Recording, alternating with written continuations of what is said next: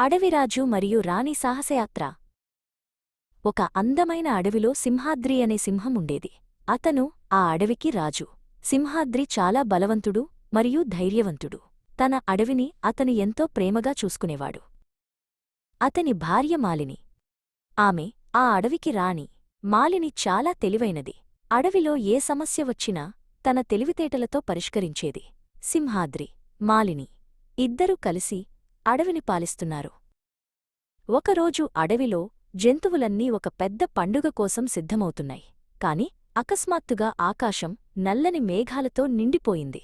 పగలు కూడా రాత్రిలాగా చీకటిగా మారిపోయింది. పండుగ ఎలా జరుపుకోవాలో ఎవరికీ అర్థం కాలేదు. ఈ చీకటిలో మన జంతువులు పండుగ ఎలా జరుపుకుంటాయి? మనం ఏదైనా చెయ్యాలి అన్నాడు సింహాద్రి. అప్పుడు మాలిని ఒక ఆలోచన చెప్పింది. చీకటిని తరిమికొట్టే బంగారు దీపం పాత గుహలో ఉంటుందని మా తాతయ్య చెప్పేవారు. మనం దానిని వెతికి తెద్దాం.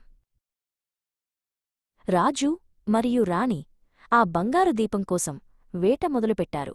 దారిలో దట్టమైన పొదలు అడ్డు వచ్చాయి. సింహాద్రి తన బలమైన పాదాలతో ఆ పొదలను తొలగించి దారిని సుగమం చేశాడు. దారి మధ్యలో ఒక చిన్న కాలువ వచ్చింది. దానిపై ఒక పాత చెట్టు పడి ఉంది.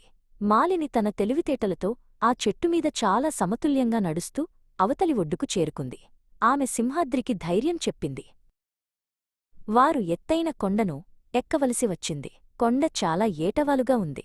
సింహాద్రి మరియు మాలిని ఒకరికొకరు సాయం చేసుకుంటూ మెల్లగా పైకి ఎక్కారు. వారు ఎక్కడా అలసిపోకుండా సాహసంతో ముందుకు సాగారు. చివరికి వారు కొండపైన ఉన్న గుహను చేరుకున్నారు. గుహలోపల ఒక మూలన బంగారు రంగులో మెరుస్తూ ఆ దీపం కనిపించింది. అది ఎంతో కాంతివంతంగా ఉంది. మనం దానిని కనుగొన్నాము అని సింహాద్రి సంతోషంగా గర్జించాడు.